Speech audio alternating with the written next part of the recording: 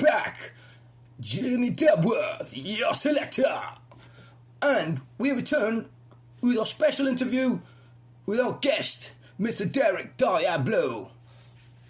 Diablo, we was just getting into Mr. Vincent, the owner of the Cardiff City Football Club. What are your thoughts? If you could have one thing to say to Mr. Tan now, what would it be, Diablo?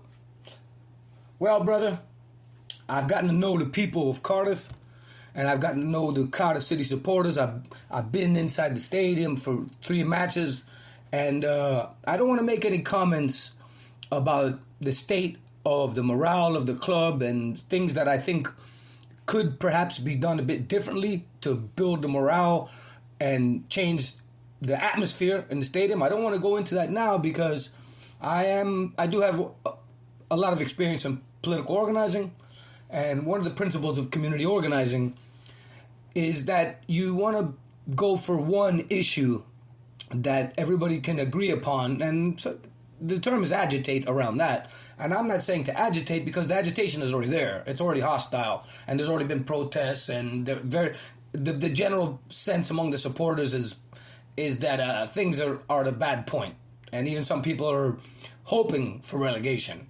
So with that being said, I've learned to respect Mr. Vincent Tan from Mr. Anas Abraham, and also from Mac from Soul Crew, Neil McInnes, and Sean Branson. So I say that because yes, he saved the club. He saved the club from it would have been finished. It would have been right. I believe that's what happened, Diablo. So anyway, so I think that has to be said first, but a lot of the decisions he's made have been very unpopular, but Mr. Sam Amar made unpopular decisions as well. I think that the difference is that Mr. Vincent Tan, that once he's made his decisions, he's not as quick to abandon his idea or his concept as Mr. Hammam was, and he did relent, and he did do the right thing and put the kit back. And Sean Branson and Bluebirds Unite and Lou and the rest, Mad Lou, Loopy Lou, they all the names that are associated with this movement, they accomplished. And the Soul Crew lads told me that it was them, it was the Bluebirds Unite that resulted in the kit change and so forth. But it's the people of Cardiff and the auto supporters. And then Mac has not been given any credit publicly. He's not a public guy, but I'll say this. And he taught me to himself, and this brought a tear to his eyes, as it did in the instance he was retelling to me, which is that he happened to be with his daughter in a restaurant, Indian restaurant, and Mr. Vincent Tan was there with his family, and he has security and so forth. And it so happened that Mac was in the bathroom at the same time that Mr. Tan came in with his security guard, right? And it's a bit of odd time to step to somebody to talk about football in a bathroom when you're both out with, when you're out with your family. But Mac has a certain panache and a certain je ne sais quoi. So it doesn't surprise me that he was able to take what would ordinarily been an awkward situation and turn it into an opportunity to speak for the community that he cares about so much in this football club. And he does speak on behalf of the community. And then what basically he told me, he walk up on him and he look at the security the way I remember him telling me. Basically, he told security, hey, is it all right if I talk? And Mr. Tan said yes. He's like, I'm a Cardiff City supporter. Can I just talk to you for 1 minute? I'm sorry to approach you in the bathroom. I know you're with your family. I'm with my family as well. If I can only have 2 minutes, I'd like to say something to you. Mr. Tan, to his credit, he's in the bathroom. Wash his hands, says, okay, oh, what's up? Nice to meet you. Shake his hand. And the security allowed it.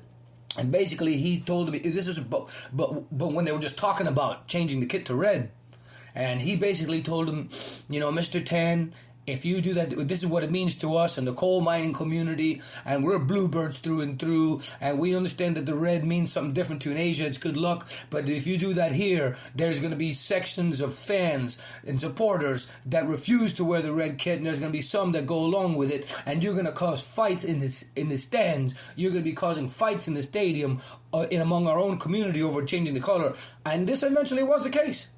But through the efforts of the Bluebirds Unite in the community and the protests that they stage and everything else, it was effective. It was effective, and the kit was thankfully changed back to blue. So then Mr. Tan, even if some people don't like the man, a lot of some people don't like me, that's how life goes. If there's one thing I could agitate around, if there's one, and this is me asking from the people of Cardiff. This is not me inventing something in my own head out of nowhere. I proposed it because I saw the reaction to the kit, the badge, that Malaysian dragon. They call it the Malaysian worm. It's universally despised by everybody in the fan base. The fact that red is in there is not that, Welsh red, and there was some red in the kit in the original badge, right? Along with the yellow. So the fact of the matter is, it's not that outer border of red that's so offensive. It's that these guys, Welsh, the proud Welsh people, the great Welsh people, the red dragon is the Welsh dragon. So this Malaysian dragon, it's nothing to do with disliking the Malaysian people. On the contrary, this is a multicultural city, and these people and the people of Cardiff are proud of it, and you see everybody gets along. So nothing to do with anything against Malaysia. It's just they already have their own dragon in thread. So it's an eyesore, Mr. Tan. If I may say, I feel the same way. But I understand why you put it, and you showed respect.